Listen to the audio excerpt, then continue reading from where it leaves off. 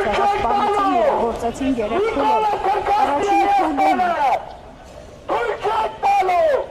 Սիրանի խաղավոր, միացեք մեր եռագույնի բացմանը և շարժվեք դերակաբերդի ուշամալի։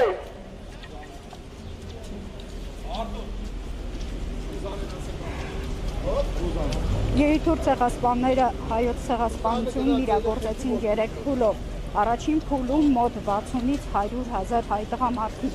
զորակոչվեցին Օսմանյան բանակ։ Ցեղասպանության ուրացումը, դա պաստերը բացում է,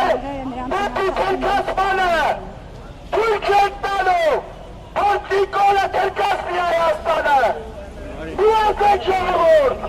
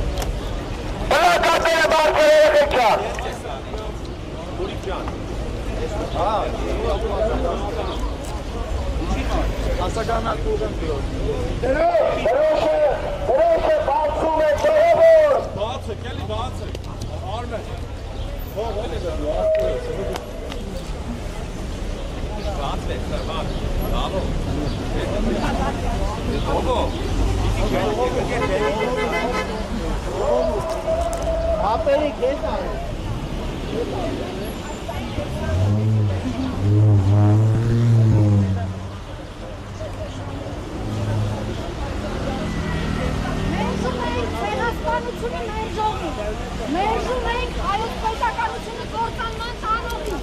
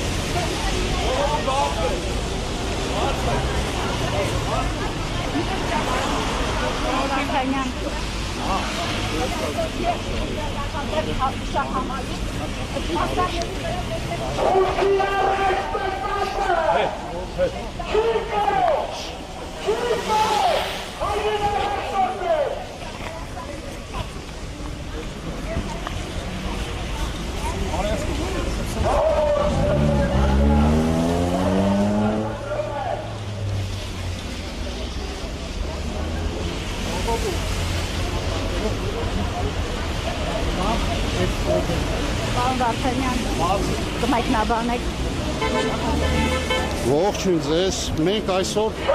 կատարում ենք երթ դեպի ցեղասպանության հուշահամալիր, մերժելով ցեղասպանությունը մերժողներին, սա այս նախաձեռնությունը ազգային ուժերով, միասնական ուժերով կազմակերպված է, նախաձեռնությունը ճիշտ է համահայկական ճակատ շարժման եւ համահայկական ճակատ կուսակցությանը, բայց որ տեսնում եք մենք բավականին ստեղ տարբեր ուժեր ունենք, որոնք միացել են այս ակցիային, եւս մեկ անգամ ասում եմ, մենք այս ակցիան անում ենք, մերժում ենք ցեղասպանությունը մերժողներին կամ կասկածի տակ դնողներին, իրանք իրավունք չունեն Հայաստանը ղեկավարելու։ Ցեղասպանությունը փորձում է շփվել այսօրվա իշխանությունները, ազգային ժողովում, որ խնդրեմ ձեր գնահատականը կտակ։ Ես ազգային ժողովի համար կարամ մի բան ասեմ, մանավանդ իշխող քաղաքական ուժի համար, բերեք չմոռանանք, որ իրանք մեկ գիշերվա մեջ 120,000 հայի մերժեցին, 120,000 հայից հրաժարվեցին։ Իրանց մասին էր խոսալը ավելնորդա ժողովուրդ, իրանք Ադրբեջանի կամակատարներն Հայաստանում։ Պարոն Վարդանյան, շփվելով ցեղասպանությունը հրաժարվելով այն ինչ տեղի ունեցել հայոց պատմության հետ, հայ ժողովուրդն ու Հայաստանն ինչ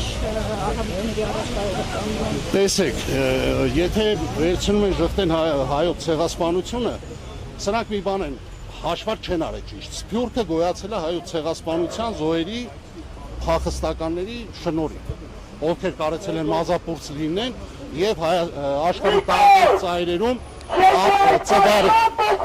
ներկայային բարձ բերելու է մեզ մեզ բերելու է հասցնի են աշրանին, որ մենք դառնանք նոր պետություն, իրանց ասած այդ նոր Հայաստան, հա, նորաձև Հայաստան, մենք պետք է գնանք պատմական հետքերով, մենք պետք է մեր պատմությունը հրաժարվել, մեր պատմությունը դա մեր երեսնա, մեր կերպարն է։ Պարոն Վարդանյան, հայ պատմաբաններ մինչև են այս ամենին լրությամբ դիմավորում ասեմ ինչից է։ Մենք Հայաստանի Հանրապետությունում, եթե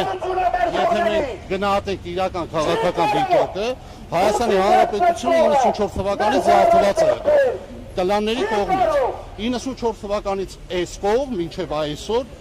իշխանությունը զավթված է մի քանի կլանների կողմից եւ իրանք միշտ իրար փոխանցում են նույն բանով, որակական բնույթով իրանց պլանով։ Հայաստանի անկախությունը այսուհետ համահայկական ճակատ շարժումը եւ համահայկական ճակատ կուսակցությունը միանշանակ ձեռնամուխ լինելու, որ հաջորդիվ չլինի նմանատիպ դեպքեր։ Մեր իշխանությունը պետք է լինի ազատ, եթե մենք հիշում ենք Նիկոլ Փաշինյանը 18 թվականին նորմալ էր, որ իշխանությունը զավթված է, մենք պետք է իշխանությունը փրկենք, ժողովրդին փրկենք եւ ունենանք մեր երկիրը,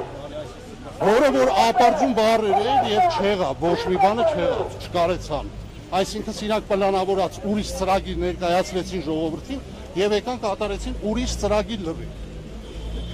Ուստի մենք հիմի մերժում ենք իրանց եւ իրանց հետ համատեղ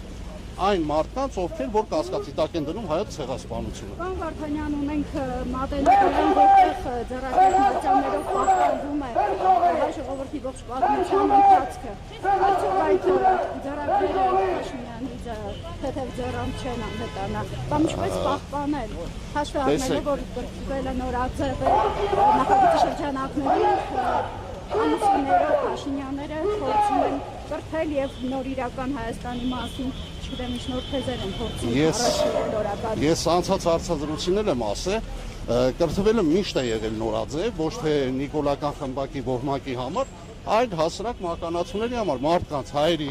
աշխարհի բոլոր մարդկանց համար կրթությունը եղել է նորաձև։ Տվյալ պարագայում իրանց կրթությունը նորաձև է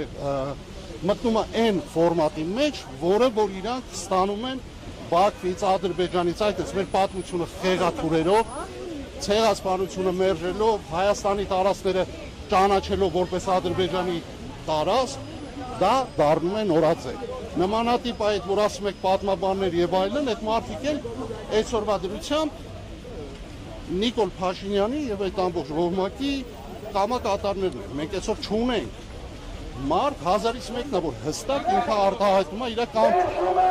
եւ ասում է իրականությունը, իրեղենը։ Իսկ այն մնացածը վախենում են Նիկոլ Փաշինյանի դատաստանից, որովհետեւ եթե նրանք հելն են խոսան, Նիկոլ Փաշինյանը տենում է ով քաղաքական ինչ-որ ակցիա է անում, ով դեմ է խոսում եւ այլն, միանգամից քրեական գործ, կալանք, լավ ու նմանատիպ բաներ։ Դրոշով երթի խորհրդանիշը, որ խնդրեմ կմեկնաբանել։ Դրոշով երթի խորհրդանիշը ասեմ, 90-ական թվականներին այս երրագույնով ազատագրեցին մեր Արցախը, այս երրագույնով գնացին մեր տեղ համախմբված մարտի, այսօրվա դրությամբ էլի կրկնեմ համահայկական ճակատ շարժումը եւ համահայկական ճակատ կուսակցությունը նախաձեռնել է համախմբել երրագույնի կողքը ազգային ուժերով եւ մենք համատեղ մեր հայերով հեռացնենք այս իշխանությանը։ Չէ, պրոստը 80 մետր դրոշ սենց է ստացվել, որ ինչ-որ խորհրդանիշ չի հետապնդվում։ Նաև եթե նկատել եք, մեր եզդիական համայնքն էլ միացել իրանց դրոշով, իրանք էլ մեր հետ դարերով պայքարել են Հայաստանի Հանրապետության համար ու մինչև այսօր մեր կողքը կանգնած են մեր հետ, գնում ենք խորհուրդ կտամ մնացած ուժերին, սա ազդակ է եւս մեկ անգամ համախմբելու, այ տեսեք մեր պետական դրոշը, ուրիշ դրոշ չէ։ Համախմբել պետական դրոշի կողը, ովքեր որ իրականում ուզում են Հայաստանի Հանրապետությունում իշխանափոխություն անեն, սիստեմային իշխանափոխություն, ոչ թե անձային, ստե մեր նպատակը այսօր մենք պետություն ունենալն է, եւ մեր Հայաստանի Հանրապետության ցանկացած անձ հայը ամբողջ աշխարհում պետք է իր արդարությունը, պատմական արդարությունը վերականգնի։ Հայք Նյուզի հարգելի հետևորդներ, հիշեցնեմ, զրուցում էինք Համահայկական ճակատ կուսակցության նախագահ Արսեն Վարդանյանի հետ։